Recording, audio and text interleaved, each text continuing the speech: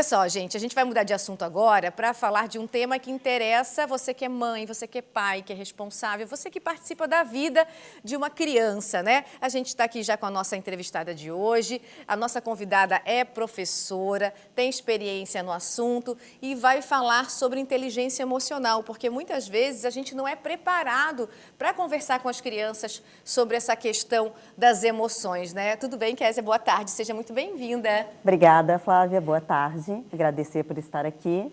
Conta para o nosso público primeiro, quanto tempo de experiência você tem já com a criançada? Eu trabalho com educação infantil como professora há 13 anos. E como é essa questão das emoções, né? Numa sala de aula, principalmente, que são várias crianças, criações diferentes, como que a gente faz, como que você faz para lidar?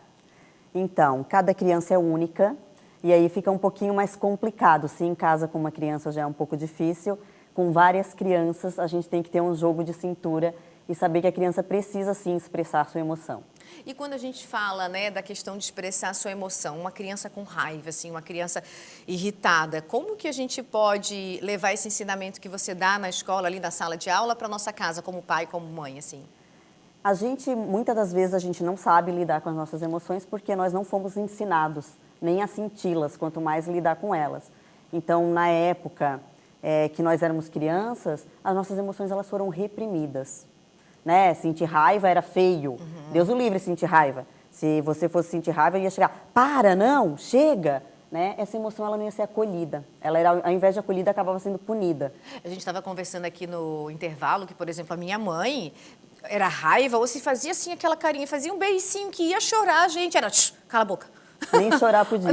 Não podia chorar. E com certeza, esse tratamento que a gente dá para a criança interfere lá na frente? Com certeza interfere lá na frente, porque essa criança, além de ela reprimir emoção que pode gerar doenças, ela não vai saber lidar com as próprias emoções. E essa coisa de não chorar, não sentir tristeza, não sentir medo, né? Isso foi porque nós consideramos por muito tempo as emoções ruins, essas emoções medo, tristeza, raiva, como ruins. E elas não são ruins. A criança precisa sentir isso? A criança precisa sentir, até porque ela vai saber como lidar se ela sentir. Por exemplo, eu estou lá na sala de aula com as minhas crianças e eu vou chamar a atenção de uma criança e no momento eu estou com raiva. Eu sei o que acontece com o meu corpo quando vai tá vindo o sentimento de raiva. Eu começo a esquentar daqui para frente. Então, se esquentou aqui, eu já sei que eu estou com raiva. E aí eu olho para as crianças e digo, a professora vai se retirar um pouquinho porque a prof está ficando brava. E aí eu sinto essa emoção, aí eu respiro e eu volto a conversar com a criança. E sobre raiva aconteceu um negócio na sala de aula que foi muito legal, que uma criança tirou o brinquedo da outra e saiu correndo. E aí essa criança que teve o brinquedo tomado, sentou no chão, começou a espernear, a chorar. E daí qual é o primeiro impulso? Eu chamo a atenção da criança que tirou o brinquedo? Ou eu converso com a criança que está triste porque foi tomado o brinquedo, que está com raiva? Aí eu dei aquela respirada e fui conversar primeiro com a criança que tinha sido tomado o brinquedo. Aí eu sentei no chão, ela estava esperneando, eu sentei no chão, olhei para ela e disse, Laurinha, sabe que isso que você está sentindo é raiva? Aí ela esperneando, eu disse, é normal sentir raiva. A professora também ficaria com raiva se alguém tirasse o brinquedo da prof.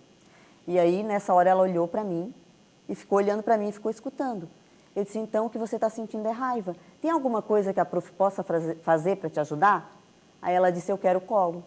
Ai, gente. Aí eu peguei ela no colo, fiquei fazendo carinho. E aí, depois de conversar com ela, eu fui conversar com a outra criança. Aí eu sentei com a outra criança, também peguei ela no colo e disse, olha, o que você fez não foi legal.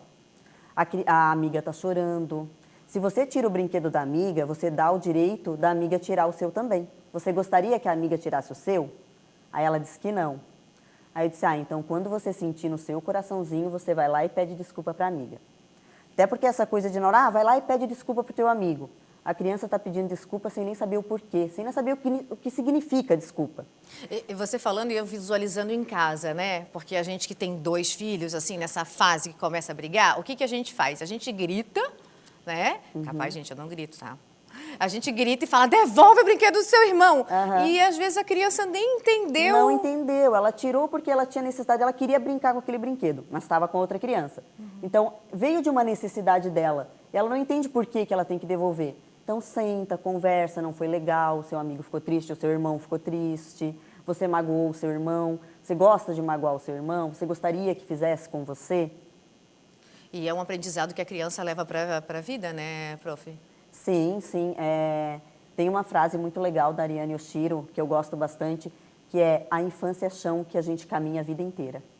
E realmente, a primeira infância é a base, e isso nós levamos para a vida inteira. Isso que você falou, assim, da gente também como mãe, identificar quando a gente está com raiva, né? Você disse que, claro, você está ali dando aula, você consegue sentir o seu corpo quando você também ficou irritada. E talvez a mãe, o pai, a vozinha, quem cuida das crianças, tentar não brigar nesse momento, né? Sim, aham. Deixar esse sentimento passar.